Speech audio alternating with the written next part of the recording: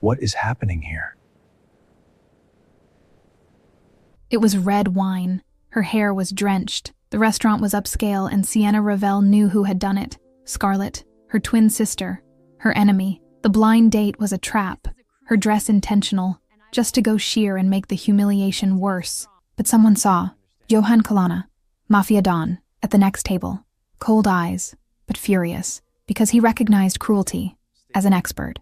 And there, something in him broke, and he decided this woman deserved protection. And the worst night of her life had just become the most dangerous, because Johan Kalana never did anything without a reason, and she was the reason. Hi, my name is Lena, and I own this channel. Yes, I understand you guys don't really like these comments I make throughout the video, but they're important so YouTube doesn't take down my channel. That's why today my special shout-out goes to Jean and B. Thanks for the support, you guys. And tell me something. Do you think an arranged marriage can work out? Or will there never be love in that relationship? Answer down in the comments. Chapter 1. Spilled Wine in the Don's Gaze. Stay. Don't look away.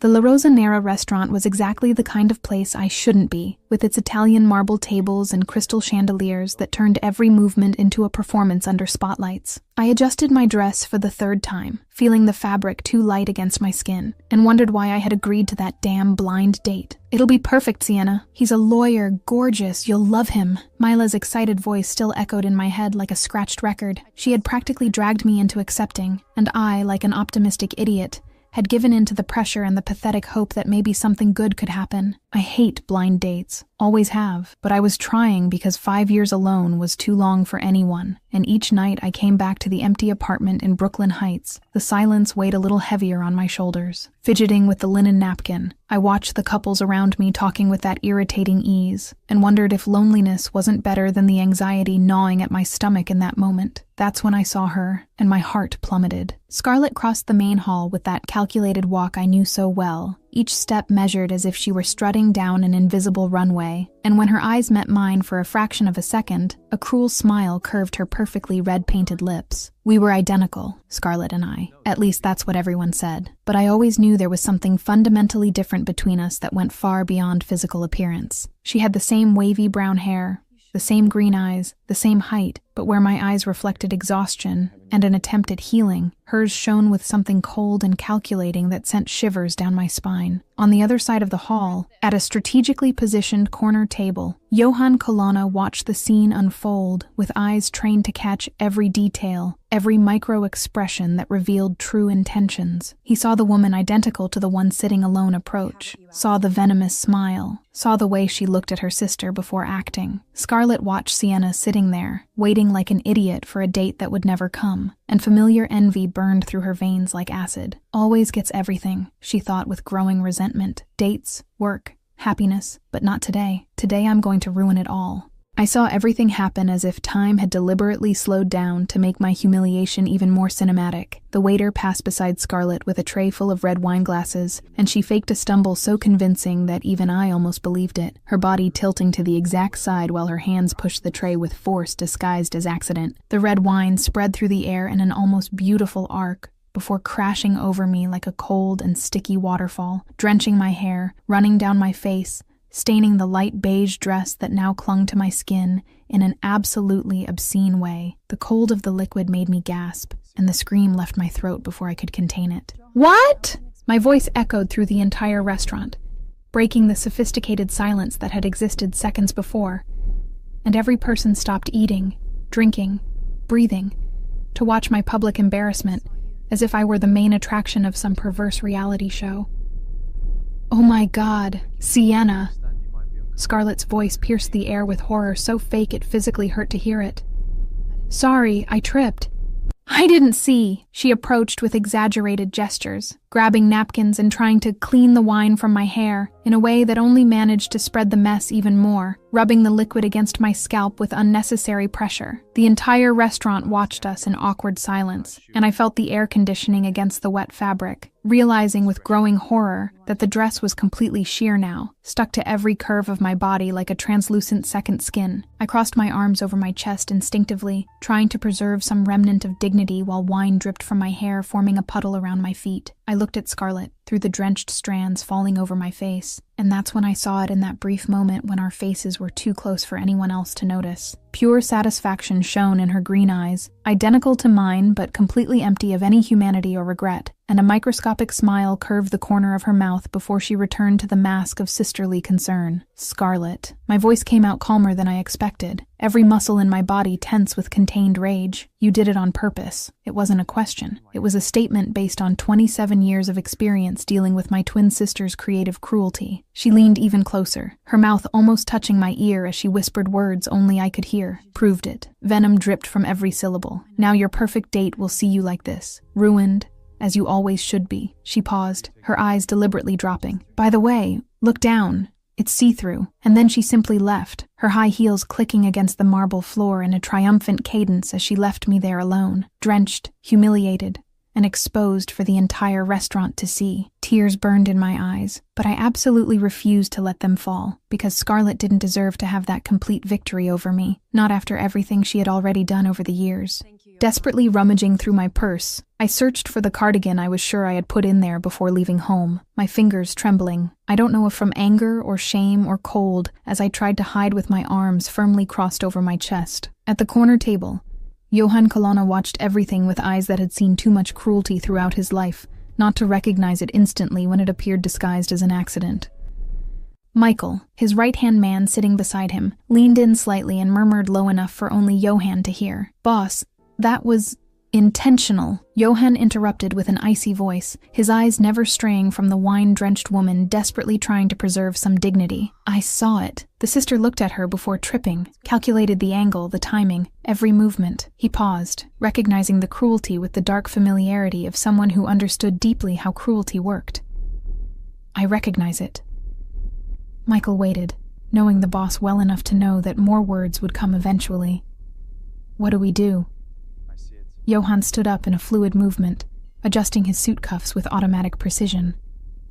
"I help." The statement was simple, definitive, with no room for debate or questioning. He crossed the hall toward the woman who hadn't cried despite the public humiliation, who kept her shoulders straight, even drenched in wine, and something in that silent strength awakened his interest in a way he couldn't fully name. I was still frantically rummaging through my purse when I felt a presence approach, and before I could lift my head or process what was happening, the warm and comforting weight of a men's jacket was placed over my shoulders. The expensive fabric wrapped around my body completely, and firm hands adjusted the jacket to cover the front of my transparent dress, while a deep voice spoke above my head. I noticed he refused to look directly at me, keeping his eyes deliberately averted in a gesture of respect that surprised me, considering literally everyone in the restaurant had stared at me as if I were a car crash they couldn't look away from. The smell of the jacket was woody and masculine, and the residual warmth from his skin embedded in the fabric made me realize how much I was shaking. "May I sit?" The voice was deep, slightly husky, with an accent suggesting Italian origins and a sarcastic irony that cut through the air. "Or, would you prefer to keep drowning in Merlot?" I slowly lifted my head, following the line of the perfectly cut suit and fabric that probably cost more than my monthly rent, past the broad chest and wide shoulders, until finally finding the face of the man who had come to my aid, and my stomach contracted in a way that had nothing to do with anxiety. He was handsome in a dangerous way, the kind of masculine beauty that came accompanied by warnings in blinking red letters, with dark hair combed back revealing features that seemed sculpted by some Renaissance artist obsessed with perfection. But it was the eyes that held me completely, gray like a storm forming on the horizon, cold and calculating, but with something burning behind that icy surface. "Who are you?" The words came out before my brain could filter them, and I cringed internally at the abrupt way of asking, but he just smiled sideways, a small and sarcastically amused curve of his lips that made something strange happen in my chest. "Someone who saw the accident." He made air quotes when saying the word, making it clear he hadn't been fooled by Scarlet's performance, and knows it wasn't. A deliberate pause, eyes studying my face with an intensity that made me feel exposed in a different way. "Johann Colonna, and you?" "Sienna Ravel." I pulled his jacket tighter, feeling the residual warmth, and tried to ignore my heart beating too fast. "And you saw that she did it on purpose?" Johann sat in the chair across from me without waiting for permission, the fluid movement of someone accustomed to taking what he wanted without asking permission, and his eyes never left mine. "I saw." The confirmation was simple. direct. Sister? Twin? By the identical looks, I imagine. The surprise must have been obvious on my face because he smiled again, in that sarcastic way that suggested very little could truly surprise him. I nodded slowly, still processing that this stranger had not only seen through the farce, but had already deduced our relationship in seconds. Yes, twin. My voice came out tired with the weight of that poisonous history. And how do you know it was intentional? Most people would have believed the accident. Johann leaned back with casual elegance, his fingers drumming once against the table before becoming still. I recognize cruelty professionally. The answer came with a sarcastic tone, but there was something dark in the words. And she's poisonous. I saw it in her eyes before the trip.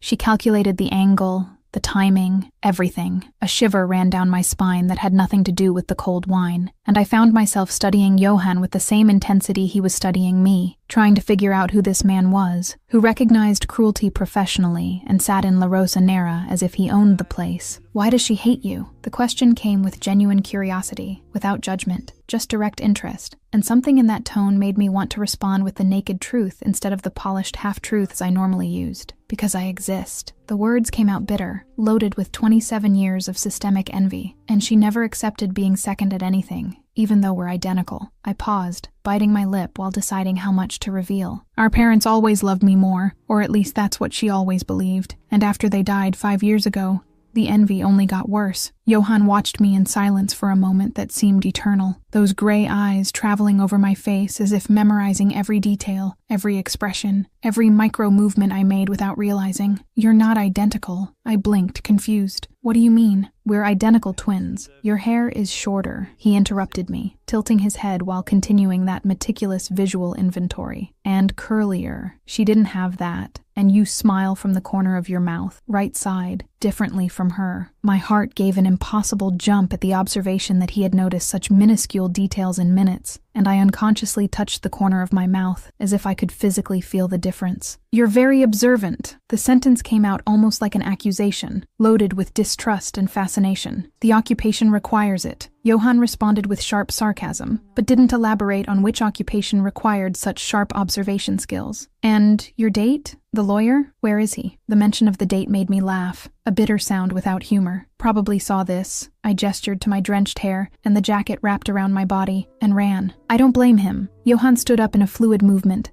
and extended his hand with an expression that was half command, half invitation. Come. Women's bathroom, 2nd floor, private. You clean up. It's better than staying here being watched like a zoo animal. I looked at the extended hand, so large it would probably engulf mine completely, and my brain started screaming warnings about accepting help from dangerously handsome strangers. Why should I go? I don't even know you. True, he didn't seem offended, just continued with his hand extended in unwavering expression. But I help you, or you stay smelling like wine being tonight's entertainment. Choose. I sighed, weighing pathetic options and reaching the inevitable conclusion that sitting there drenched was objectively worse than accepting help from a stranger who had at least been kind enough to offer his jacket. Okay, thank you. I placed my hand in his, and the warmth of his skin sent an unexpected electric current up my arm that made me swallow hard. Johann gently pulled to help me stand, and then his hand moved to my back in a protective gesture that seemed too natural considering we'd known each other for less than 10 minutes. He guided me through the restaurant with a confidence that made people automatically move aside, and I found myself hyper-aware of the warmth of his palm against my back through the jacket, of the woody scent emanating from him, of the way everyone looked at us with curiosity and something that seemed suspiciously close to reverent fear. I already hate pranks in general, and this one was in really bad taste. Chapter 2: Cleaning Up and Fascination. I'm not afraid of you.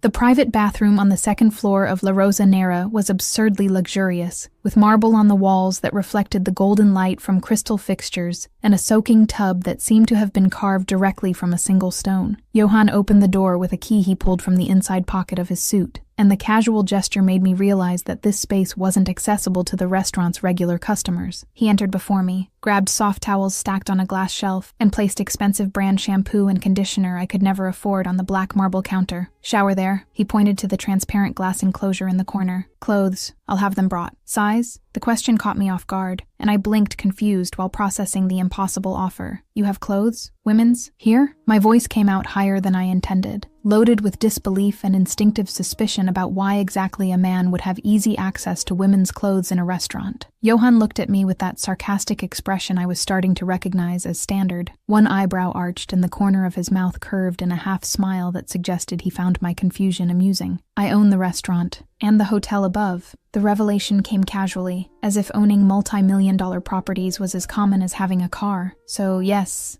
I have access to clothes. Size? My brain took a few seconds to fully process that I was accepting help, not just from a dangerously attractive stranger, but from a stranger who apparently owned this entire sophisticated establishment. Small, I finally answered, my voice coming out weaker as the reality of the situation began to sink in. And thank you, seriously. This is above and beyond. It's not. Johann interrupted my thanks with a firmness that didn't accept debate. It's basic decency, something your sister clearly doesn't have. He paused, gray eyes studying my face for a moment that seemed to stretch too long. Now go, clean up. I'll wait outside. I won't come in or invade your privacy. The specific guarantee about privacy made me relax muscles I didn't even know I had tensed, and I nodded as Johann left the bathroom, closing the door behind him with a soft click. I stood there for a few seconds just breathing, trying to process the last 20 minutes of my life that had gone from hopeful blind date to public humiliation to unexpected help from a stranger who owned entire restaurants. The shower was hot and strong, and when the water began washing the sticky wine from my hair, I felt something loosen in my chest, as if I were washing away not just the physical humiliation, but also the emotional weight of yet another sabotage by Scarlett. The shampoo smelled like lavender and something citrusy, and it was so different from the cheap product I used at home that I almost laughed at the irony of taking a luxury shower after the worst night of my life. 20 minutes later, I stepped out of the shower wrapped in a towel that was softer than anything I owned, and found a simple black dress hanging on the door on a padded hanger. The fabric was light, but of obvious quality, and when I put it on, I discovered it fell perfectly on my body, as if it had been custom-made, ending just above the knees in an elegant line that was sophisticated without being provocative. I dried my hair with the towel as best I could, letting the natural curls fall loose over my shoulders, and looked at my reflection in the mirror, trying to recognize the woman staring back at me, without wine-smeared makeup, without a transparent dress stuck to my body, without the expression of humiliation that had dominated my face in the main hall. I looked almost normal. Almost like the Sienna who existed before Scarlett decided to ruin my night. I took a deep breath, adjusted the dress one last time, and opened the bathroom door, finding Johann leaning against the opposite wall, with a relaxed posture that contrasted with the intensity of the look he fixed on me as soon as I appeared. Something changed in his expression when he saw me, a spark that passed too quickly through the gray eyes for me to fully identify, but which made my stomach do a strange flip anyway. Better? The question came accompanied by that slightly sarcastic tone, but there was genuine warmth behind the words that softened the sharp edges. Much better, thank you, I answered honestly, touching my damp hair unconsciously. And my date, the lawyer who was supposed to be here, did he really disappear, or is there still pathetic hope he'll show up? Johann pushed off the wall with a fluid movement, and for a second, he was too close, near enough for me to feel the heat emanating from him, and realize he was tall enough to make me tilt my head back to maintain eye contact. Called while you were in there, canceled claiming emergency. His voice had acquired a cutting edge of contempt. Obvious lie? He saw the wine and ran like the coward he is. I laughed, a bitter sound that echoed in the empty hallway, and shook my head with the tired familiarity of yet another romantic disappointment added to the growing collection. Of course, typical. Men tend to run when things get even minimally complicated or embarrassing. It wasn't fair to generalize. I knew that rationally, but after 5 years of disastrous dates and relationships that never took off, bitterness had become my constant companion. Some men, Johann corrected with a firmness that didn't accept my generalization, eyes fixed on mine with an intensity that made me swallow hard. I didn't run. I stayed, and I'm still here. The simple statement carried weight I didn't know how to fully interpret, especially coming from a man I'd known for less than an hour. I opened my mouth to respond, but the words died in my throat when I realized I didn't know exactly what to say, so I just nodded and looked away, because maintaining eye contact with Johann Colonna for prolonged periods was starting to do strange things to my ability to think clearly. So I'll go now. I've disrupted your night enough already. I started moving away toward the stairs that would lead back to the main hall, but his voice stopped me before I could take more than 2 steps. You didn't disrupt anything. Actually, you considerably improved my night. Johann spoke with honesty, so direct it made me turn to face him again. Dining alone is boring, and you already lost your date anyway. He paused, and something that looked almost like vulnerability passed quickly through his expression, before being replaced by determination. Have dinner with me? Private table on the terrace. I'll make up for the lost date and the wine in your hair. My heart accelerated in an absolutely inappropriate way considering the offer was just dinner, but there was something in the way he looked at me, in the intensity contained in each word, that transformed the simple invitation into something that felt infinitely more significant. I should refuse. Every rational fiber of my being screamed that accepting dinner with a stranger who owned restaurants and recognized cruelty professionally was potentially dangerous. But the loneliness that had haunted me for the last 5 years weighed on my shoulders, and the way Johan had defended me without even knowing me, how he had offered help without expecting anything in return, how he looked at me as if I were something more than just the problematic sister of a cruel woman, all of this made me want to take the risk. Okay, why not? The words came out before I could reconsider, loaded with acceptance that was resigned and hopeful at the same time. They already ruined my night anyway. At least I'll eat well and in good company. Johan smiled, and it wasn't the sarcastic half-smile I'd already seen a few times, but a genuine smile that lit up his entire face, transforming the dangerous beauty into something almost devastating. Honest, I like that about you. The observation came accompanied by approval that warmed something in my chest. He guided me through hallways that clearly weren't accessible to the general public, climbing a narrow staircase that led to a private terrace at the top of the building, where a single table was set under a canopy of fairy lights that transformed the space into something out of an urban fairy tale. The view of New York stretched around us, millions of lights blinking in the darkness like earthbound stars, and the night air was cool enough to be comfortable without being cold. Johan pulled the chair out for me with old-fashioned chivalry that seemed natural to him, and when he sat on the other side of the small table, I realized we were close enough for our knees to almost touch under the glass surface. A waiter appeared silently, filling glasses with red wine that was probably more expensive than my weekly salary, and disappeared with the same discreet efficiency. "So, Sienna Ravel," Johan began, leaning back in his chair with that casual elegance that seemed to be an intrinsic part of his personality. "What do you do when you're not being attacked by vengeful twin sisters?" The question pulled a genuine laugh from me, the first of the day that didn't taste bitter with irony, and I found myself relaxing in his presence in a way that didn't make sense considering he was still essentially a stranger. "Art. I'm a curator at a gallery in Chelsea," I answered, taking a sip of the wine that was smooth and complex on my palate. "And you, besides owning expensive restaurants and sophisticated hotels, what do you do?" Johan picked up his own glass but didn't drink immediately, just held it while studying me with that intensity that was becoming familiar. "Family business?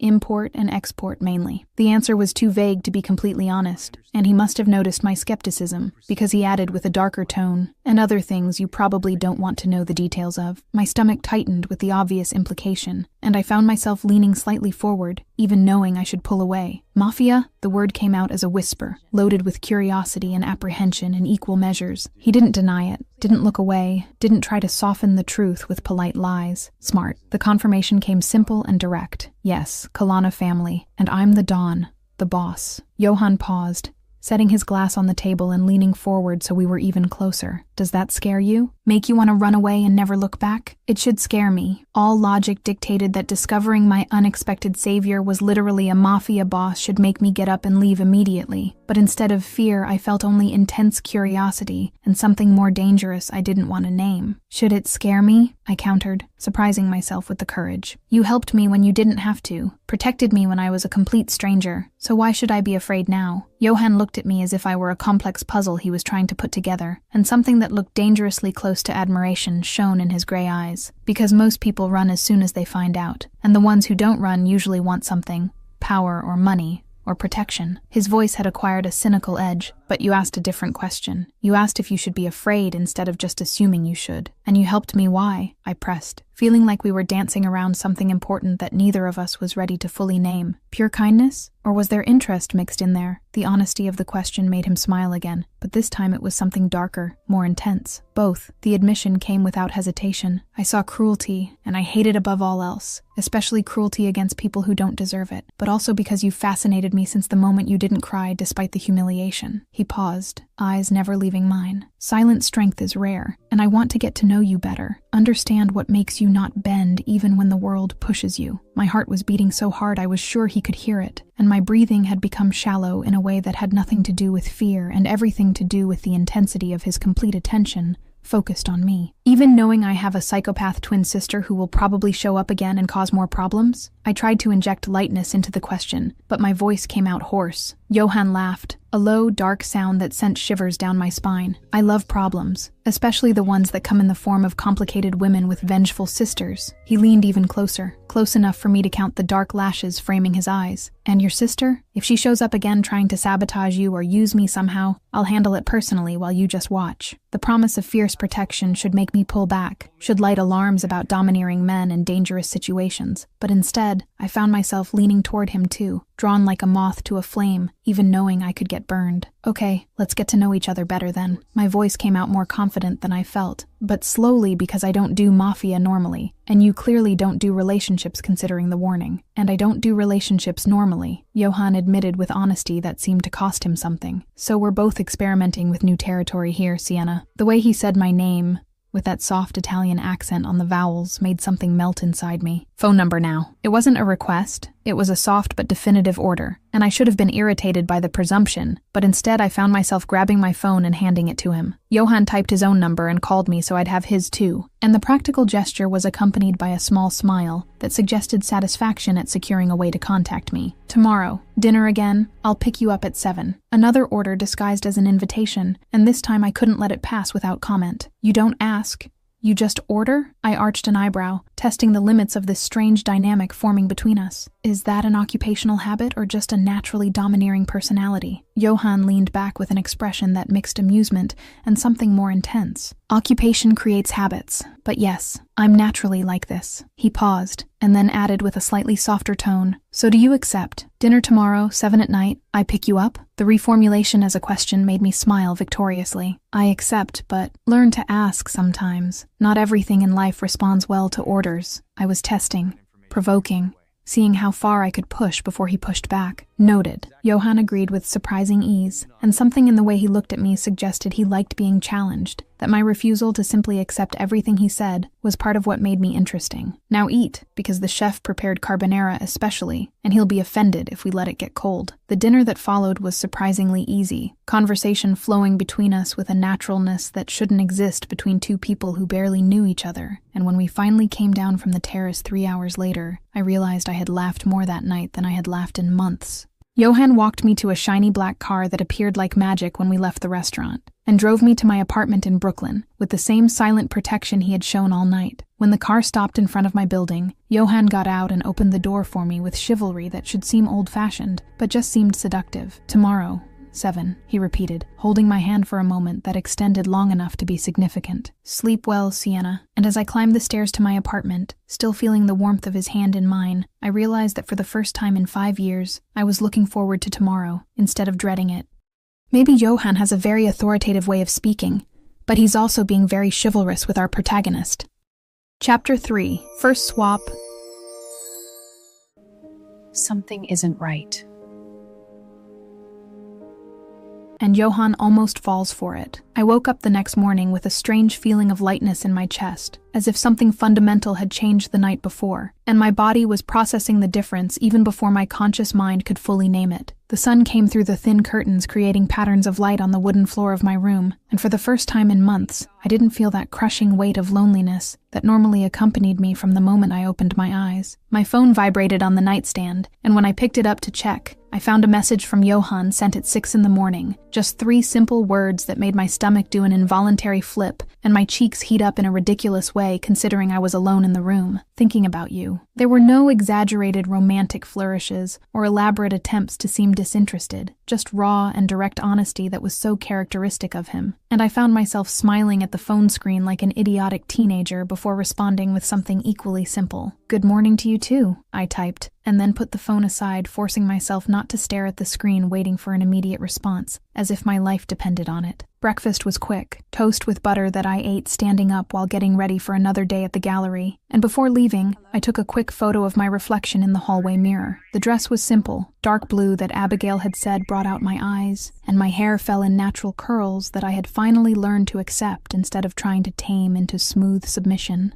I posted the photo on Instagram with a casual caption about starting the week right, also adding a photo I had taken the night before of La Rosanera before everything collapsed into public humiliation, because the restaurant had been beautiful, even if the initial experience had been disastrous. I tagged the location without thinking much about it, just sharing a piece of my night that had ended surprisingly well, and left for work without imagining the consequences of that innocent post. On the other side of the city, in an expensive apartment in the Upper East Side that she could barely afford, but insisted on keeping to preserve appearances of success she didn't have, Scarlett Revelle obsessively scrolled through Instagram, looking for any crumb of information about the life of the sister she despised with poisonous passion.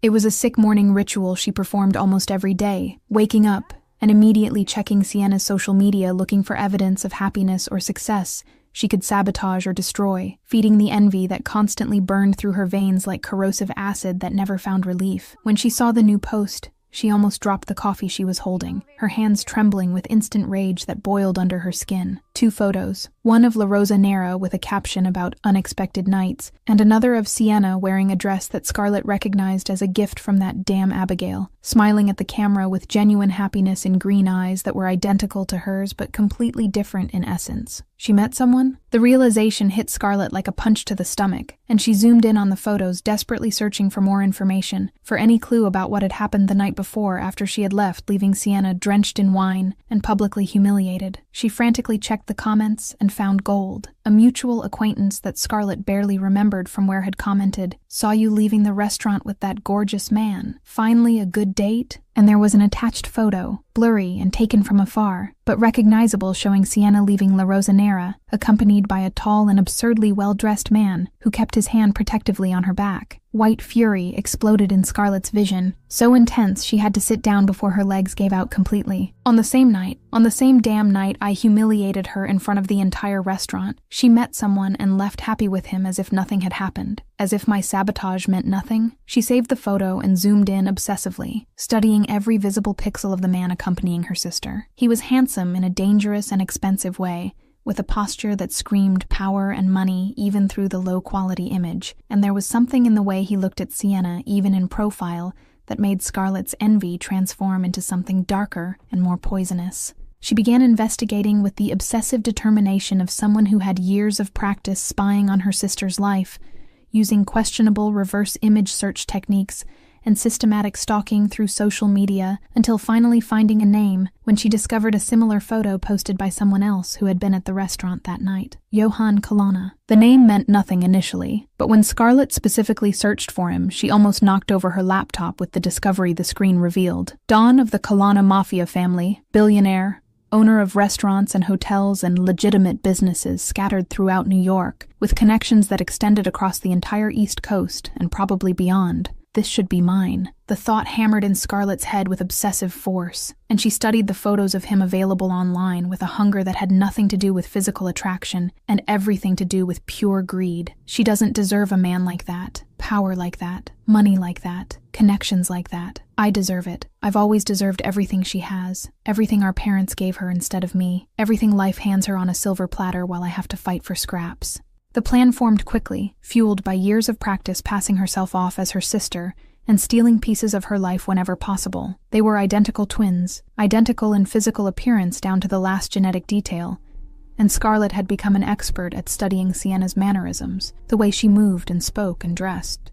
If I dress right, behave similarly enough, wear the same kind of clothes she wears, I can easily fool this Johan long enough to seduce him, make him fall in love with me thinking I'm her, and then when he's completely hooked I reveal who I really am, and he won't be able to resist, because he'll already be too in love to care. Scarlett smiled at her reflection in the bathroom mirror, practicing softer and less calculating expressions that Sienna naturally had, studying the way her sister bit her lip when nervous, and how her eyes lit up when genuinely happy. She needed to get Johan's phone number, and that would be the hardest part, but she had questionable contacts who owed favors, and was willing to use all of them. It took 2 days of calls and promises and small bribes, but finally Scarlett got the number she needed through an acquaintance who worked at one of Johan's restaurants, and had access to reservation information. She carefully studied the photos Sienna had posted in recent months, memorizing the style of clothing she preferred, the type of light makeup she used, even the perfume she had once mentioned liking in an old post. On the afternoon of the third day after discovering about Johan, Scarlett sent a message from the new number she had bought specifically for this farce, typing carefully to sound like her sister. "Hi Johan, this is Sienna. I got your number from a friend who works at La Rosanera. Sorry I didn't respond before. Work was crazy. Can we meet tonight?" She waited with racing heart, fingers drumming anxiously against the table surface, while the minutes dragged like hours, until finally the phone vibrated with a response. "Sure, dinner at 7? I'll pick you up at the same place as before." Perfect, Scarlett thought with poisonous satisfaction, and began preparing meticulously to transform herself into her sister, applying each layer of disguise with surgical precision born from years of envy and obsessive observation. At 7 o'clock, sharp, Johan stopped the familiar black car in front of the Upper East Side address he had received via text when he asked where he should pick up Sienna, and something in him already began sounding subtle alarms when he realized the building was completely different from what he would expect from an art curator who worked in Chelsea. He watched with eyes trained to catch every detail when a woman who looked identical to Sienna came out of the sophisticated building, dressed similarly to what the real Sienna would wear, hair loose over her shoulders in curls that tried to imitate her natural ones. But there was something in the posture that was already slightly wrong, a confidence too calculated where Sienna had hesitant and natural grace. Scarlett entered the car with a smile that tried to be warm, but came out predatory to eyes trained to recognize falseness, and Johan immediately noticed the perfume was completely wrong. Sienna smelled like something floral and soft, almost imperceptible, as if she were afraid of taking up too much space even with fragrance. But this woman wore something heavier and more obvious that invaded the closed space of the car almost aggressively. "Hi, Johan. Ready?" The voice was similar in tone, but the enthusiasm was exaggerated, too performative, without the genuine softness Sienna had when speaking. Johan just nodded, maintaining a neutral expression while mentally cataloging each subtle difference. "Hi, let's go," he responded simply, and began driving toward the restaurant he had chosen for that night, already half suspecting something was fundamentally wrong, but without enough certainty to accuse yet. During the drive, she tried to make light conversation about work and weather, but there was something off in the way she touched his arm too frequently, as if trying to establish physical intimacy they hadn't yet naturally earned. Sienna had been careful with touch, almost shy in the way she accepted closeness, but this woman was aggressive in a way that raised red flags. The restaurant was authentic Italian, smaller and more intimate than La Rosanera, and Johan watched with growing attention as she examined the menu with eyes that seemed to be calculating prices instead of choosing food. Sienna had marveled at the culinary experience, had asked intelligent questions about ingredients and preparation, but this woman just pointed to the most expensive dish without hesitation. "So, Dawn?" Scarlett began as soon as the waiter walked away, leaning over the table so Johan had too clear a view of the neckline of her dress. "Do you have a lot of power? A lot of money?" The question came accompanied by a touch on his arm, fingers lingering too long against his shirt sleeve. Johan leaned back subtly, creating physical distance while studying her face, looking for some innocent explanation for the behavior so different. Enough to live comfortably. Why the question? His voice had cooled a few degrees, testing to see how she would react. "Just curious." Scarlett laughed in a shrill way that made Johan internally cringe because Sienna laughed softly and almost shyly, as if afraid of being too loud. "And, could you show me your world? The power? I'd love to intimately know everything about you and your business." The suggestion was too obvious, loaded with poorly disguised insinuation. Her hand landed on Johan's knee under the table, moving dangerously up his thigh, and he pulled away immediately as if he'd been burned, pushing the chair back a few inches and removing his leg from her reach. Definitive red flag. Sienna would never be so physically aggressive. Not so soon, not with someone she barely knew. Sienna. Johan used the name deliberately, voice dropping to a dangerous tone while watching to see if she would react to the falseness of the identification. "You're very different from last night when we had dinner together for the first time." Scarlett froze for a fraction of a second that would have been imperceptible to less trained eyes, and then improvised quickly with a smile that tried to be sweet. "What do you mean different?" "I'm just more comfortable with you now. Relaxed because we already know each other better. More direct, yes." Johan agreed with no emotion in his voice. "Yesterday you were reserved, intelligent, careful with every word you spoke and every movement you made. Today you're aggressive, obvious, interested in things the Sienna I met would never mention so soon. He leaned forward, gray eyes studying every micro-expression. Why the such drastic change? I already told you I'm just more comfortable, Scarlett insisted with a touch of irritation leaking through the mask of sweetness, and then made the mistake that confirmed absolutely everything for Johann. She leaned even closer and kissed his cheek possessively, marking territory with a gesture that was too intimate for where they should be in the relationship. Sienna would never do that, not so soon, not without hesitation or silent request for permission first. Johann knew with growing certainty now that he was dining with someone impersonating Sienna, but he still lacked absolute confirmation before he could openly accuse. The dinner continued tense, with Scarlett trying increasingly desperately to establish intimacy and seduction, while Johann became progressively more distant and cold, answering questions with monosyllables and avoiding any physical touch she tried to initiate. She talked about money 3 more times, about power twice, about wanting to see where he lived and know his world at least 5 times in different variations. When dessert was served and partially ignored by both for completely different reasons, Scarlett made the final move she believed would be victorious. Johann, I'd love to see your house. Know where you live. Can we go there now? I want to be alone with you for real. Johann watched her for a moment too long, and then refused with a firmness that didn't accept debate. Not today. It's too early for that. His voice had lost any fake warmth he had tried to maintain during dinner. I'll take you home now. Where do you live exactly? What's the exact address? Scarlett made the fatal mistake that confirmed everything absolutely. Oh, you can drop me off at the corner of my building.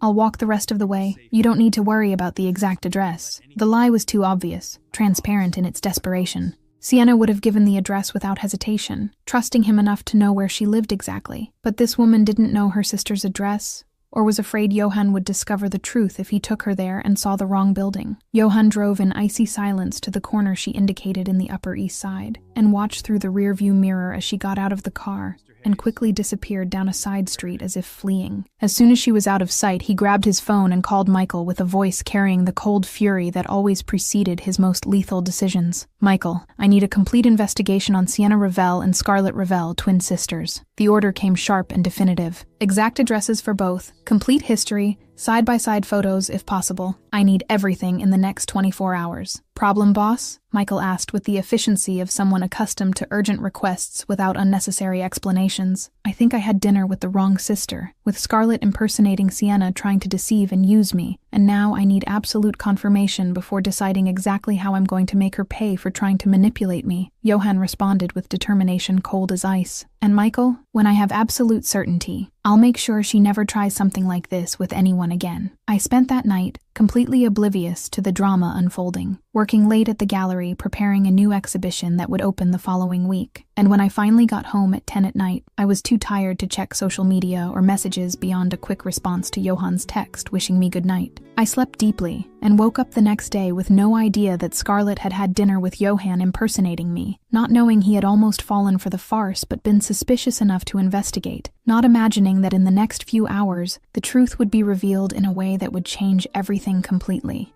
Yikes, what's Johann gonna do with this twin information? Trouble's coming. Chapter 4, Discovery and Confirmation.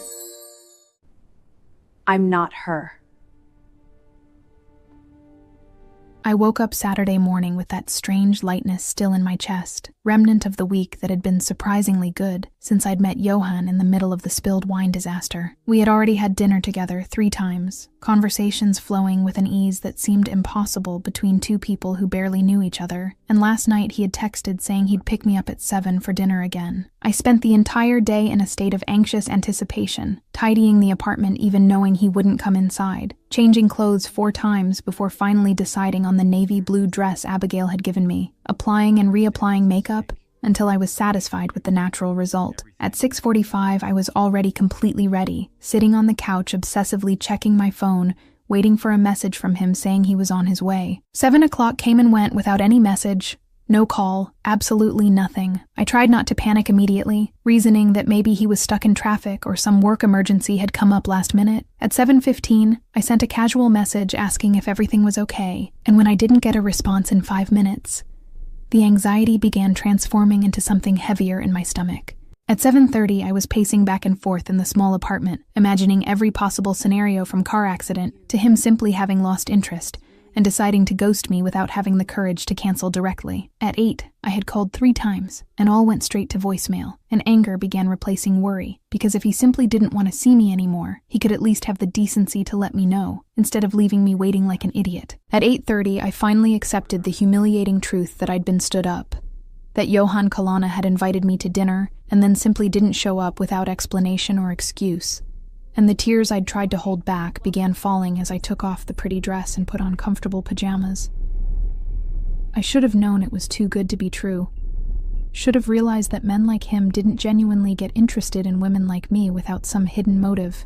I spent the night watching bad movies on Netflix and eating ice cream straight from the container, refusing to check my phone because with each minute that passed without a message or call from him, the humiliation grew, and I didn't want to feed the pathetic hope that maybe he'd still call with a reasonable explanation. I slept late and badly, waking up several times during the night with that horrible feeling in my stomach that came from being rejected without even the dignity of clear rejection. That same Saturday morning, in a private room in one of the offices Johan maintained for less public business, Michael entered carrying a thick folder full of information he had collected throughout the night through legal and questionably illegal contacts scattered throughout the city. "Boss, complete report on Sienna Ravel and Scarlett Ravel as you requested." Michael placed the folder on the polished mahogany table and began organizing photos and documents with the efficiency of someone who had done this thousands of times. Sienna lives in Brooklyn Heights, modest rented apartment but in a good area, works as a curator at the Morrison Gallery in Chelsea for 3 years, reasonable salary but nothing extravagant. Johan picked up the photos of Sienna, studying each one with meticulous attention, he normally reserved for adversaries in dangerous negotiations, looking for every detail he could use to distinguish her from her sister with absolute certainty. There were photos of her leaving the gallery, walking through the neighborhood streets with a coffee cup in hand, entering the building where she lived, all taken discreetly by investigators who knew how to remain completely invisible. "And Scarlett?" Johan asked, without lifting his eyes from the images, mentally cataloging every aspect of Sienna's appearance from the way she held her purse to the way her hair fell naturally in curls over her shoulders. "Scarlett lives in the Upper East Side.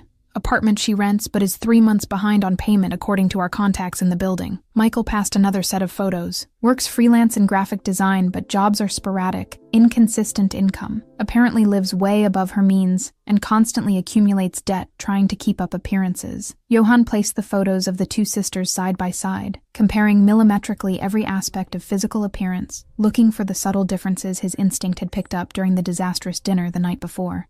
At first glance, they were absolutely identical. Same wavy brown hair, same green eyes that seemed to change tone depending on the light, same delicate facial structure but with strength underneath. But when he studied more deeply, applying all his observation skills trained by years of work where a missed detail could mean death, he began to see the nuances that distinguished them in ways that went beyond shared genetics.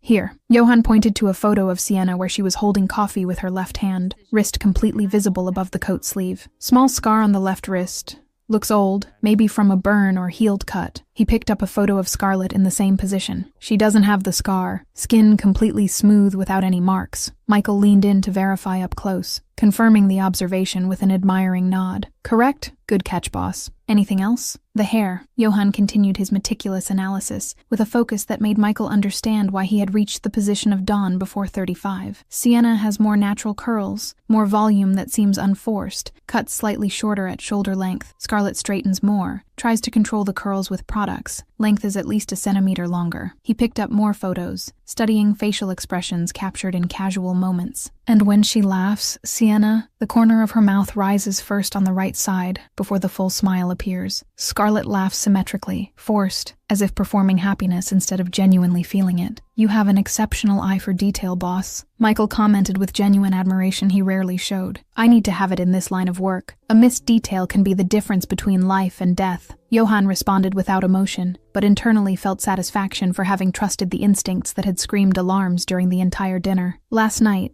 when I had dinner with the woman who said she was Sienna, she didn't have a scar on her wrist. I noticed when she touched my arm for the 3rd time, and the perfume was completely wrong. Sienna uses something floral and soft, but this woman used something heavy and obvious. So confirmed, you had dinner with Scarlett pretending to be Sienna, trying to deceive you and probably use your connections and money. Michael summarized with obvious contempt leaking through his professional tone. Exactly. Johan agreed with icy fury beginning to seep in. And she tried to seduce me so aggressively, and obviously it was almost insulting. He paused, processing something that only now clicked completely. And Sienna, the real one, probably waited yesterday at 7 when I said I'd pick her up. I didn't show up because Scarlett showed up instead. You forgot you had plans with Sienna? Michael asked, confused. I didn't forget. The anger in Johan's voice increased a few degrees. Scarlett must have intercepted somehow, maybe sent a message from her number canceling on Sienna's behalf, or simply showed up at the address and I assumed it was her because they're identical, and I still didn't know the differences. He ran his hand through his hair with rare frustration. I felt like a complete idiot, and meanwhile Sienna waited, and I didn't show up.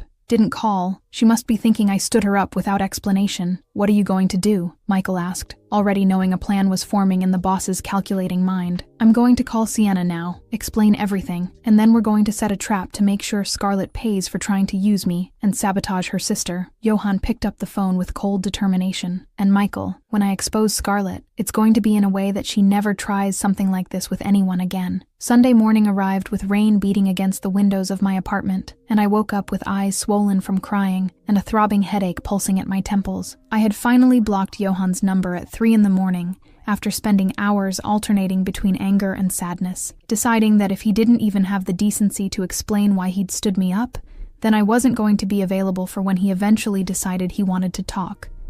I was making coffee when my phone rang with an unknown number, and I almost didn't answer because it was probably telemarketing or spam, but something made me accept the call in the last second before it went to voicemail. Hello? My voice came out hoarse from a badly slept night and crying. Sienna, it's Johan. I need to explain. His voice started, but I interrupted before he could finish the sentence, all the anger I'd been holding exploding at once. Explain what? I screamed into the phone without caring if the neighbors could hear through the thin walls. You stood me up yesterday, 7 at night. I waited an hour like an idiot thinking you were stuck in traffic, or that some emergency had happened, and you didn't even call, didn't text, absolutely nothing. Silence on the other end of the line for seconds that seemed eternal, and then Johan's voice returned loaded with something between regret and anger that wasn't directed at me, because I didn't stand you up, Sienna. Your sister showed up pretending to be you, and I didn't realize it until after because you're identical, and I was still learning the differences. The words hit me like a punch to the stomach, completely robbing the air from my lungs while my brain tried to process what he was saying. What? Was all I could whisper, the anger instantly evaporating to be replaced by growing horror. Scarlett, Johan confirmed with a voice that had cooled to a lethal tone. She impersonated you, must have sent a message from your number or showed up instead when I went to pick you up,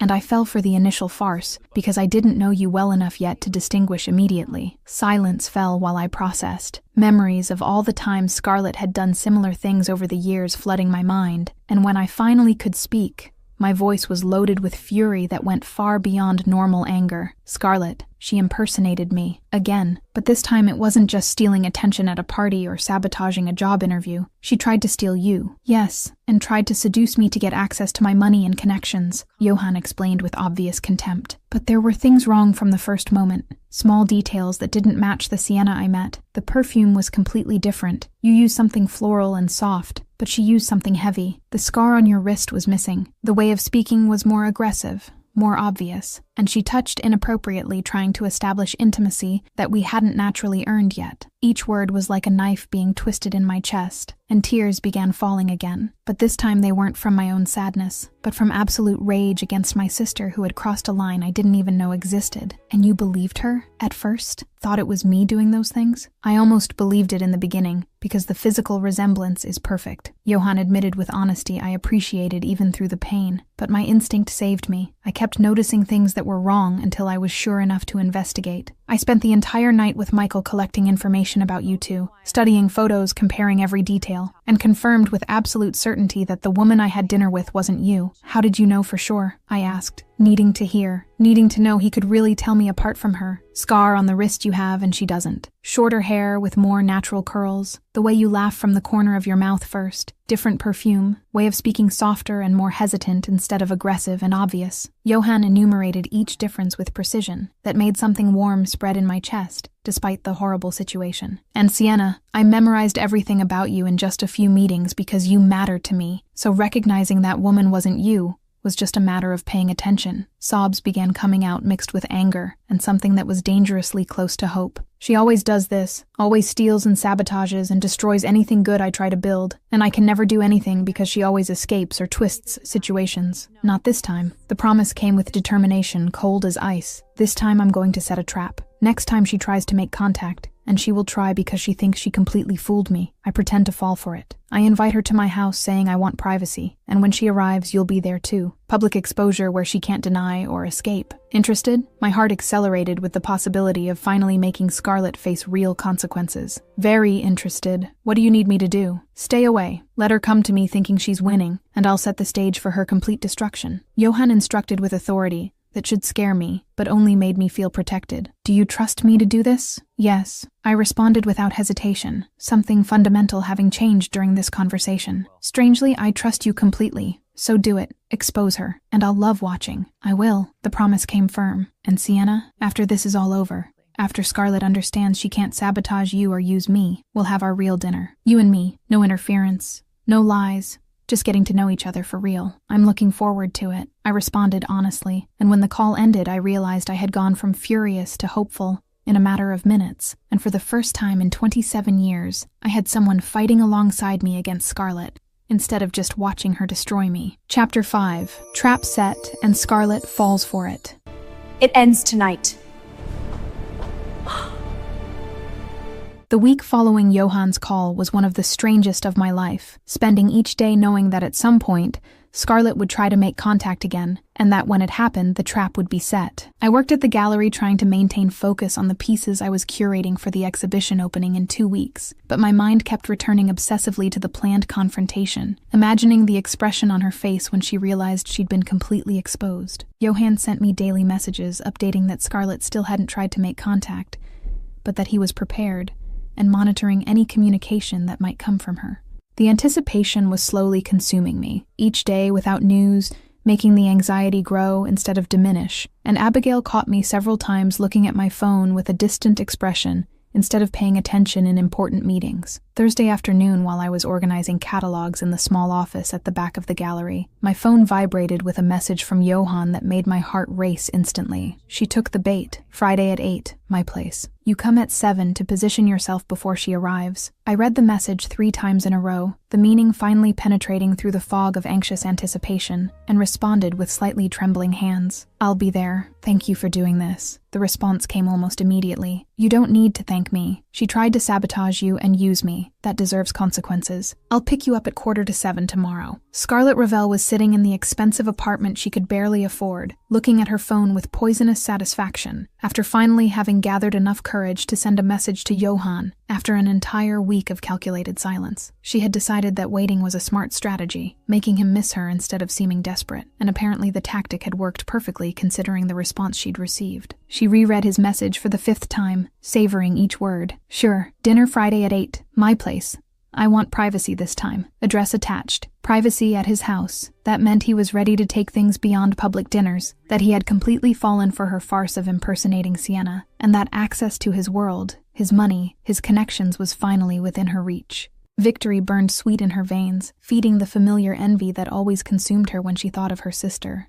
Sienna is probably at home crying because Johann ghosted her after the first date, Scarlett thought with satisfied cruelty. She always got everything easy, but this time I'm going to steal something she won't even know she lost until it's too late. She spent all of Friday preparing meticulously, trying on 5 different dresses before choosing the tight red one that left little to the imagination, applying heavy makeup she thought was sophisticated but was just obvious, choosing heels so high she could barely walk, but that made her legs look endless. She studied her reflection in the mirror with satisfaction, seeing not Scarlett Ravel in debt, and desperate but the future Mrs. Kalana with access to unlimited power. At 5 to 8, she arrived at the luxurious building where Johann's penthouse was, checking her reflection one last time in the elevator mirror before ringing the doorbell with confidence that came from years of practice deceiving people by impersonating her sister. I had arrived at exactly 6:45 as Johann had asked, and he had guided me through the absurdly luxurious penthouse to an office adjacent to the main room, where I would have a clear view of everything, but wouldn't be immediately visible when Scarlett entered. My heart was beating so hard I was sure he could hear it, and my hands trembled with a mixture of nervousness and anticipation of finally seeing my sister face real consequences. Breathe,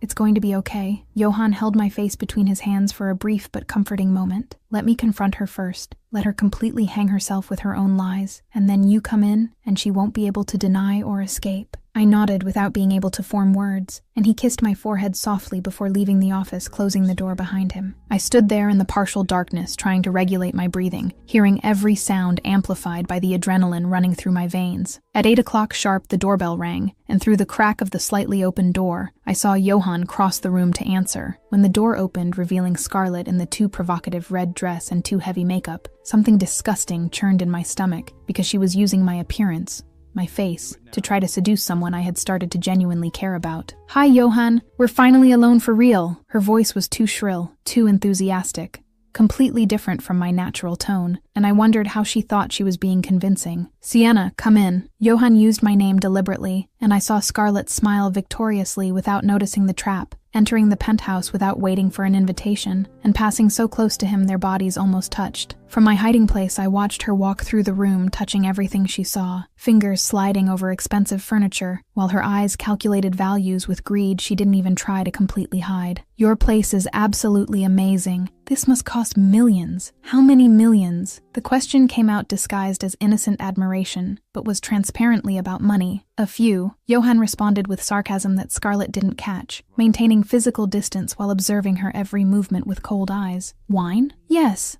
I'd love some." Scarlett accepted with exaggerated enthusiasm, taking the glass he offered and drinking a large gulp before approaching him in a calculatedly seductive way. I watched through the crack with growing nausea as she set the glass aside and touched his arm, fingers slowly moving up toward his shoulder with obvious intention. "Johan, I wanted to talk about us, about this strong connection I feel between us." Her voice had acquired a tone she probably thought was sexy, but just sounded desperate. "I want more.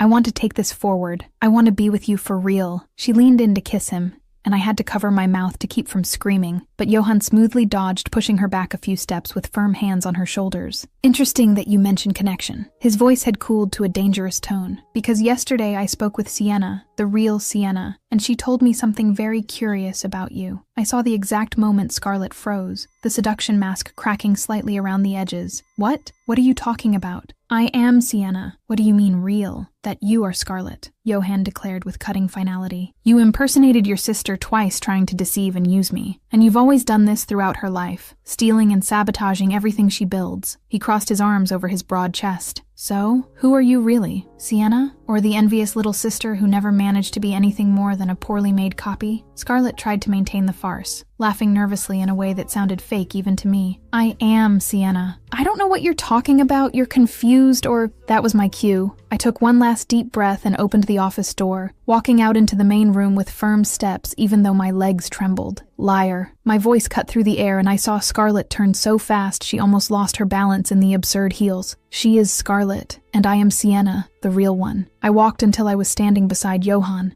feeling the warmth of his presence giving me courage. "Hi, sis. Stealing my life again?" The expression on Scarlett's face transitioned from shock to horror, and then to pure panic, as she looked between us, processing that she had been completely deceived. "You? What are you doing here?" Her voice came out shrill, all pretense of being me completely abandoned. "I invited you both," Johan responded with cold satisfaction, "because I wanted a confrontation where neither of you could deny the truth." He turned completely to Scarlett with a threatening presence that made her instinctively back away. "And now, Scarlett, you're going to explain why you impersonate your sister to try to use me." Something broke inside Scarlett, and all the rage she had held for 27 years exploded at once in uncontrollable fury. "Because she doesn't deserve it. Nothing. Never deserved anything," she screamed with a voice loaded with distilled venom. "Always had everything. Parents' love, talent, good job, happiness, and now a powerful billionaire. All of that should be mine. I deserve it. Not her. Never her." The words should have hurt me, but instead I felt only pity mixed with anger, because looking at my sister screaming with her face distorted by envy, I realized she had become a prisoner of her own hatred. "You never deserved anything because merit is an appearance, Scarlett." My voice came out calm with strength that came from finally being on the right side with someone supporting me. "It's character. It's working hard. It's being a good person instead of trying to steal what others built. And you? You never had any of those qualities. Johann approached Scarlett with a presence that made even me shudder, despite knowing his anger wasn't directed at me, and she backed away until she was against the wall with eyes wide with genuine fear. I completely agree. He spoke with a low voice that was more threatening than any scream. And now you're going to get out of my house, my life, and Sienna's life, or I will make your existence impossible in ways you can't even begin to imagine. Understood perfectly? You can't threaten me! Scarlett tried to bluff with false courage that fooled no one. I'll go to the police. I'll tell everyone that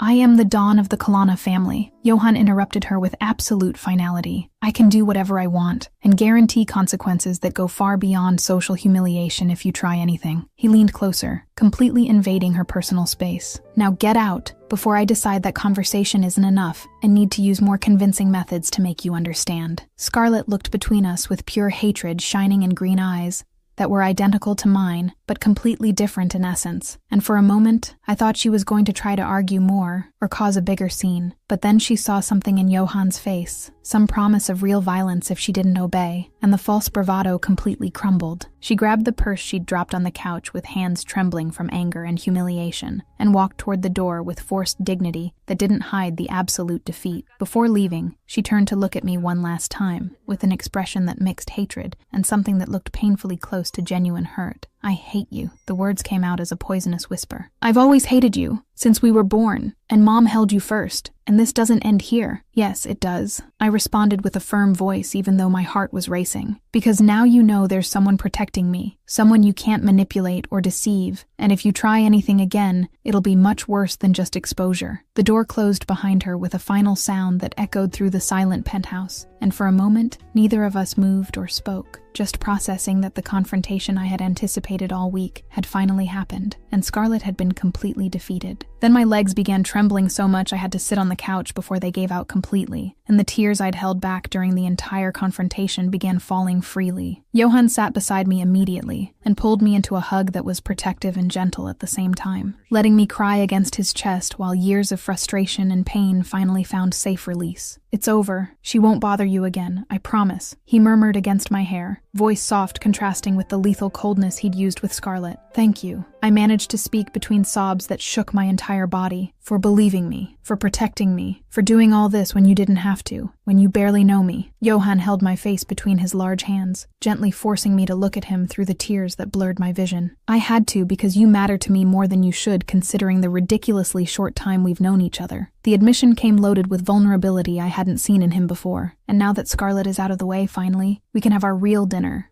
No interference, no lies, no sabotage, just the two of us getting to know each other for real. Chapter 6, Burning Romance and Deep Connection. Stay with me. Always.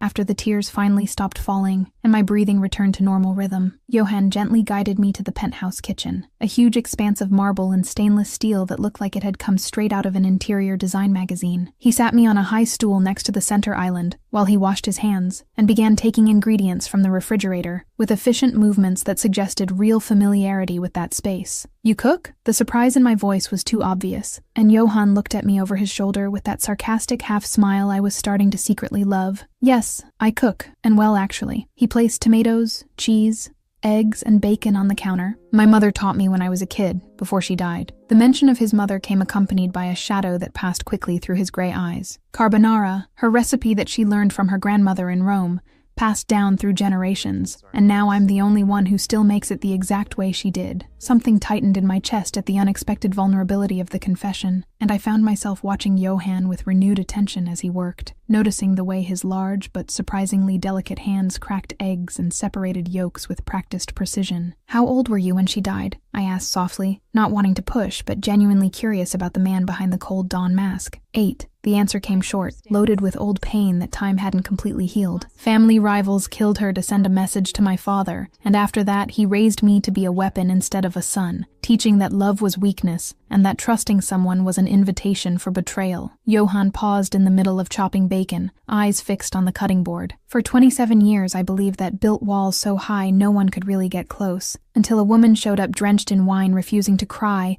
and broke something inside me I didn't even know could be broken. My heart accelerated ridiculously at the obvious implication of who that woman was, and I swallowed hard, trying to process that Johan was telling me things he clearly didn't share with anyone, opening doors he probably kept locked for decades. Johan, my voice came out hoarse with emotion. You don't have to tell me all this if it hurts too much. I understand having parts of the past that are hard to revisit. I want you to know. He went back to cooking, throwing bacon into the hot pan where it immediately began to sizzle. I want you to understand why I am the way I am, why intimacy is hard for me, why trust doesn't come naturally. He turned to look at me directly, and I want you to decide with all the facts if you still want to try this between us, knowing it's going to be complicated sometimes. I got down from the stool and walked until I was beside him next to the stove, close enough to feel the heat emanating from both the pan and his body. I grew up with a twin sister who's hated me since the cradle and spent 27 years sabotaging every good moment of my life. I spoke honestly. Complicated is my normal, and I'd rather have real complicated with you than fake easy with anyone else. Johan looked at me for a moment that seemed suspended in time, something intense and vulnerable shining in his eyes, and then he went back to cooking in a silence that was comfortable instead of uncomfortable. I watched him prepare the pasta, boil water with salt, mix yolks with grated cheese, and the simple domesticity of the moment contrasted so strongly with the dangerous image he normally projected that it made me realize how much I still didn't know about Johan Colonna. 20 minutes later, we were sitting on the penthouse's private terrace, under fairy lights that transformed the space into something magical. Plates of steaming carbonara in front of us, and red wine in glasses that reflected golden light. I tasted the first forkful and flavor exploded on my palate, creamy and rich and perfectly seasoned in a way that made my eyes widen. This is incredible. Seriously, better than any Italian restaurant I've been to in my entire life. I praised honestly, and the genuine smile that lit up Johan's face was so beautiful, I forgot to breathe for a second. Thank you. It's good to cook for someone who truly appreciates it instead of just eating out of social obligation. He took a sip of wine. And Sienna, you don't need to thank me for everything I did today. I wanted to do it because you've fascinated me since the moment I saw wine in your hair, and you refused to cry even when publicly humiliated. I stopped eating mid-forkful, heart racing at the intensity of the statement, and put my fork on the plate with slightly trembling hands. I feel something for you too, something strong that grew too fast to make logical sense. I admitted with vulnerability I normally hid. But Johan, your world, the Mafia, the constant danger that comes with it, I don't know if I belong in that kind of life, if I'm strong enough to deal with the realities that come with you. Johan stood up and walked to my side of the table, pulling my chair so we were facing each other with only inches separating our knees. You belong where I am. It's that simple. He held my hand between his, thumb tracing circles on my skin that sent shivers up my arm. Is my world dangerous? Yes, I won't lie about that. But I protect what's mine, always, with everything I have and am. He paused, eyes studying my face as if memorizing every detail. And Sienna, I want you as mine, not a possession I control, but an equal partner who chooses to be with me knowing exactly who and what I am. If you want that too. My breathing had become shallow with his proximity and the intensity of the declaration, and I found myself leaning forward until our foreheads almost touched. I want it, more than I should want it considering its complete madness. My voice came out whispered, but I need it to be slow. I need to know your world gradually, know you for real, not just the Don but Johan, the man who cooks carbonara and admits being afraid to trust. Something melted in his expression, the cold armor he normally kept in place cracking enough to let genuine vulnerability appear. Slow, I promise. At your pace always. He brought my hand to his lips and kissed my fingers softly. And Sienna, no one has called me Johan the man in years. Everyone always says Don or boss or sir, but you see me beyond the role I play. His voice had become hoarse, and that scares me as much as it fascinates me, because you have the power to hurt me in ways no one else could. Good. I smiled through tears that had started forming again, but this time they were happy. Because you scare me too with all this intensity and power and focused attention, but I like being scared if it means feeling something real. I held his face between my hands, feeling the roughness of stubble against my palms. So we stay scared together? We try this even knowing it could go wrong in 1,000 different ways? Scared together sounds perfect. Johan agreed, and then closed the final distance between us and kissed me. The kiss started soft, almost hesitant, as if he were giving me a chance to pull back if I wanted. But when my lips moved against his, the hesitation evaporated completely. His hands moved to my waist, pulling me closer, while mine slid into his hair, and the kiss deepened, becoming urgent, and full of weeks of accumulated tension that finally had permission to escape. Johan kissed like he did everything else, with total intensity and absolute focus that made the world around us disappear completely, until only the sensation of his lips against mine existed, and his hands holding my body, as if I were something precious and irreplaceable at the same time. My heart was beating so hard I was sure he could feel it against his chest, and when we finally separated to breathe, I was dizzy in a way that had nothing to do with the wine. Johann rested his forehead against mine, both of us breathing heavily, and his eyes when they opened were dark in a way that made my stomach contract. "Stay tonight, with me." His voice had become even more hoarse. "Not necessarily for intimacy, just stay. Sleep here in my arms because I want to wake up with you for the first time. And be sure this is real, and not a dream I'll wake up from and discover never happened." The raw vulnerability in the confession made something completely melt inside me, and I nodded before my brain could invent logical reasons why staying was a bad idea. "Okay, I'll stay. I want that too." The smile that lit up his face was so genuine and happy he looked years younger, and he kissed me again softer this time before guiding me back inside the penthouse. He lent me his t-shirt to sleep in that was so big it almost reached my knees, and when I came out of the bathroom after washing my face, I found him already lying in the huge bed, wearing only pajama pants, and watching me with an expression that mixed desire and tenderness. I slid to his side hesitantly, never having shared a bed with someone in this intimate way, without expectation for something more, but Johann pulled me against his chest with an ease that made it seem like we'd done this 1,000 times before. The warmth of his body wrapped around mine completely, and the constant sound of his heartbeat against my ear was more comforting than any sleeping pill could be. Chapter 7. Scarlett Retaliates and Real Danger. Wow. I needed you to know the truth. The weeks following that night at Johann's penthouse were the happiest I'd experienced in years, maybe in my entire life if I was being completely honest with myself. Our relationship grew naturally but intensely, and Johann gradually introduced me to his world in ways that were both fascinating and terrifying. I watched business meetings where he negotiated completely legal import contracts with respectable businessmen, seeing the corporate side most people would never associate with the Mafia. But I also saw meetings in dark warehouses where conversations happened in Italian too fast for me to follow, where men with guns at their waists treated Johann with respect that bordered on reverent fear, and where I realized the danger was real and constant in ways movies never adequately captured. Johann in turn spent time at the gallery watching me work, asking intelligent questions about artists and techniques, even buying 2 expensive pieces for his private collection, in a way that made Abigail almost faint with happiness over the commission. He got to know my small but passionate world of art and culture, and surprisingly seemed genuinely interested instead of just tolerating it for my sake. We had dinner together at least 4 times a week, sometimes at sophisticated restaurants where everyone knew Johann, and treated us like royalty, other times at his penthouse where we cooked together, and I learned Italian recipes passed down through generations of Colanas. I stayed more nights at his place than mine, waking up in his arms with sun coming through the huge windows, and slowly my apartment in Brooklyn Heights started feeling more like a clothes storage than a real home. We were happy in a way I didn't know was possible, finding a strange balance between my 2 worlds that shouldn't mix, but somehow worked, when Johann was holding my hand. And for entire weeks I almost completely forgot about Scarlett, almost believed the confrontation at the penthouse had been enough to make her give up permanently. I should have known it was a dangerous illusion. Scarlett Revel hadn't forgotten, hadn't forgiven, and definitely hadn't given up. The humiliation burned constantly in her veins like a fire that refused to go out, fueled every time she saw photos of Sienna and Johann together at social events, or casual posts on social media showing happiness that should have been hers.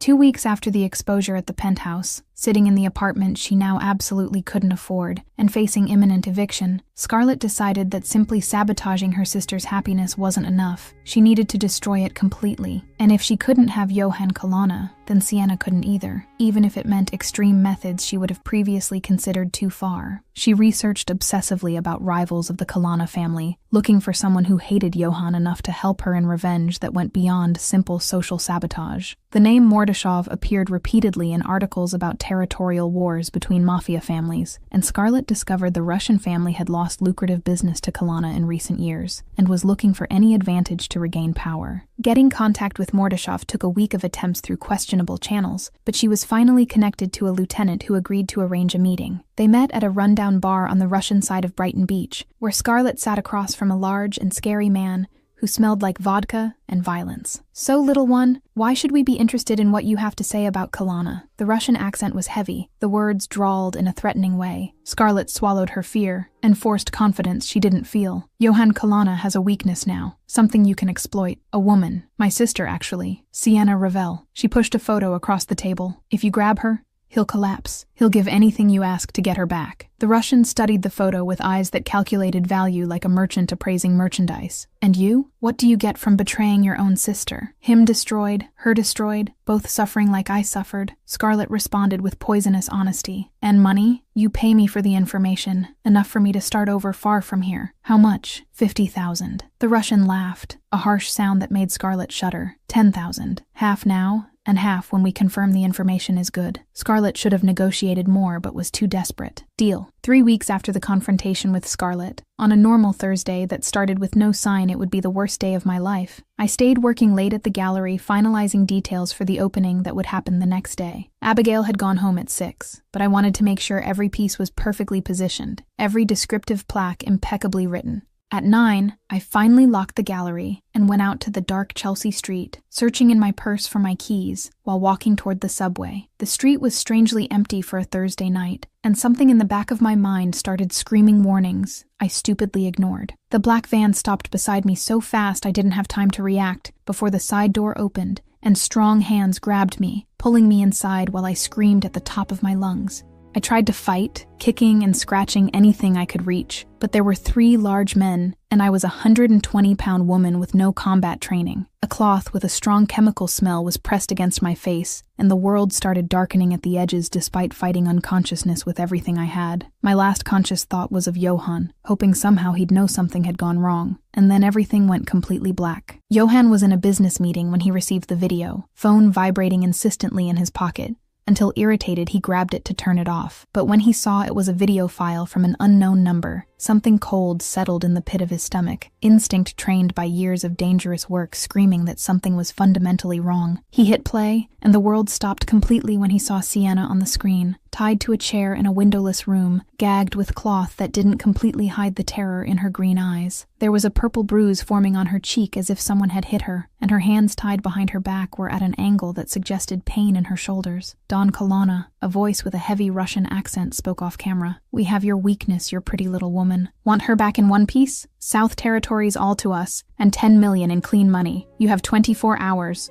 Or she dies slow and painful, and we send you pieces." The video ended, and fury Johan hadn't felt in years exploded through him with a force that made everyone in the room instinctively back away. "Everyone out now!" The shout echoed through the conference room, and businessmen and associates fled as if escaping a dangerous animal. Michael appeared in seconds, always nearby when Johan needed him. "Boss, all the men, now, armed and ready for war." Johan was already calling the tech team. "Trace this video, find the location, and mobilize every resource we have, because we're going to destroy Mordashov and anyone who touched her." "Mordashov took Sienna," Michael confirmed, already typing orders on his own phone. "Yes, and when I find out who gave them information about her, death will be slow enough that they'll beg for the end," Johan promised with lethal coldness. "And Michael? It was Scarlett, I'm sure. She's the only one who'd hate Sienna enough to do this. 2 birds, 1 stone then. We save Sienna and destroy Scarlett permanently." Michael agreed. "Let's go." I woke up with throbbing pain in my head and metallic taste of blood in my mouth, memory returning in confused fragments until I remembered the van and the men and the chemical cloth. Ice-cold panic hit me when I realized I was tied to a chair in a windowless room, wrists hurting behind my back and shoulders screaming from being held in an unnatural position for a prolonged time. I forced my brain to focus through the fear, watching guards who were talking in Russian near the door, mentally cataloging the room looking for anything I could use. The rope on my wrists was tight but not impossible, and I started working discreetly trying to loosen it without drawing attention. One of the guards noticed I'd woken up and approached with a smile that made my stomach turn. "Awake finally, little one. Quiet, or I hurt you more." He pointed to my cheek where presumably was the bruise I could feel throbbing. "Try it." I spat at him with courage, born from pure rage, and his hand flew to hit me again, but stopped mid-motion when the other guard's voice shouted something in Russian. "Feisty. Don likes women with fire," he laughed unpleasantly. "Too bad it won't last long. Boss Mordashov doesn't usually return hostages alive even when ransom is paid." Before I could respond, a massive explosion shook the entire building, making dust fall from the ceiling, and then screams and gunshots started echoing from outside the room. The guards grabbed weapons and ran to the door, leaving me alone for a precious moment I used to work desperately on the ropes. The door exploded in splintered wood, and Johan entered like a force of nature, gun in each hand, an absolute fury on his face as he shot the guards with lethal precision. His men flooded the room behind him, and in seconds, What had been my prison became a complete war zone. Johann found me in the middle of the chaos and cut the ropes with a knife that appeared from nowhere, hands anxiously checking if I was hurt beyond the obvious. "Are you okay?" His voice was hoarse with barely contained emotion. "I am now." I threw my arms around him, ignoring the pain in my shoulders, and he hugged me so tight I could barely breathe, but I didn't care one bit. "I'm sorry for everything. I should have protected you better." Johann kissed my forehead, my hair, any part he could reach. "You came. That's what matters." I held his face. "And Johann?" "It was Scarlett. I heard the guards talking. She gave Mordashov information about me in exchange for money." Fury crossed his face. "I know, and she's going to pay in ways that will make what we did before look merciful."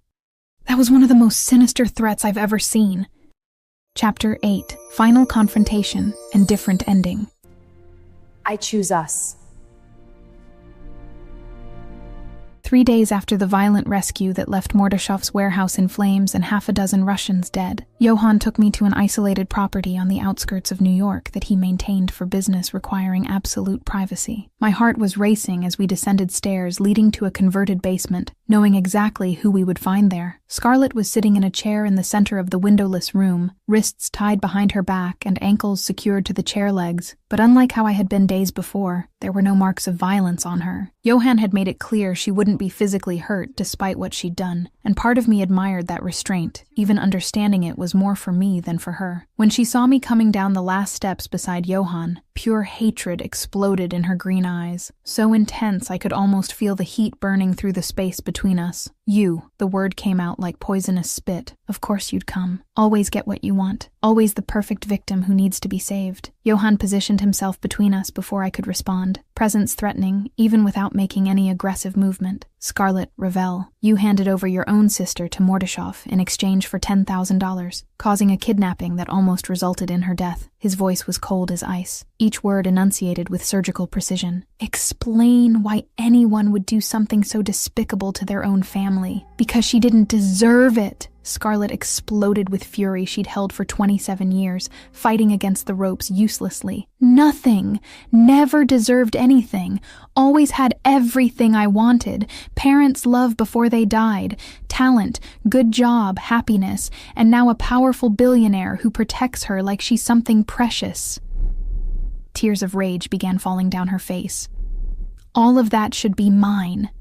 I deserve it. I always deserved more than her, but no one ever saw that." I took a step forward, placing my hand on Johann's arm, feeling tense muscles relax slightly under my touch. "You're right about one thing, Scarlett." My voice came out calmer than I expected, considering the anger still burning in my chest. "Our parents loved me more, but not because I was better or more deserving. It was because I loved them back while you were always cold and calculating even as a child." "Liar!" Scarlett screamed, but there was something broken in her voice now. "It's not a lie, and you know it." I continued with growing firmness. "Merit isn't appearance or shared genetics. It's character. It's kindness. It's building instead of destroying. And you never had those qualities, Scarlett. Never even tried to develop them. Because you were too busy with envy you chose to feed instead of overcome." Heavy silence fell over the room, only Scarlett's sobs breaking the quiet. And for the first time since entering, she looked not furious, but completely defeated. "I hate you." The words came out weak now, without the venom from before. "I hate you for existing, for being everything I wanted to be and never could. I know you hate me. I always knew." I took a deep breath, feeling something loosen inside me. "And Scarlett, I forgive you for everything, not because you deserve forgiveness, but because I deserve the peace of not carrying that weight anymore." I paused, letting the words penetrate. "But forgiving doesn't mean forgetting or allowing you to keep hurting me, and Johann will decide what's fair as consequences." Johann looked at me with something close to admiration in his eyes before returning attention to Scarlett. Justice by the Mafia would be death, slow and painful for betrayal at this level. He let the words hang in the air loaded with promise of violence. "But Sienna doesn't want blood on her hands, doesn't want your death remaining on her conscience. So I'm offering an alternative." Scarlett lifted her head, desperate hope appearing through the despair. "What alternative?" "You leave the country today. Fake passport with new identity my contacts will provide. Start a new life away from New York and away from Sienna. Forever," Johann enumerated coldly. "Or evidence of your involvement with Mordashov goes to the police. along with proof of all the other sabotages and frauds you committed over the years, and you spend the next 20 years in prison. Choose now. The choice was obvious, and Scarlett knew it when she nodded defeated. New identity. I accept to leave and never come back. Good. Johan signaled, and Michael appeared from the shadows, cutting the ropes. Michael takes you to the airport. Passport and documents are ready, and you catch a flight to Argentina in 3 hours. He leaned closer, voice lowering to a threatening whisper. And Scarlett, if you come back, if you try to contact Sienna in any way, if I discover you're causing problems even from the other side of the world, I end this personally in ways that will make you beg for a quick death. Understood perfectly. Understood, Scarlett whispered, looking at me one last time with an expression that mixed hatred and something that looked painfully close to regret. Goodbye, Sienna. Goodbye, Scarlett, I responded, and we watched Michael guide her up the stairs until they disappeared completely. Silence fell over the now empty basement, loaded with the weight of 27 years of conflict finally coming to a definitive end. Johan pulled me into his arms, and I stood there absorbing the warmth and security of his presence, while processing that Scarlett had really gone, that for the first time in my life, I was free from her poisonous shadow. Thank you, I murmured against his chest, for showing mercy when she didn't deserve it, for doing this for me. I'd give you anything you asked for. Johan held my face, making me look at him. And Sienna, about us, about everything we went through together in the last few weeks. Kidnapping,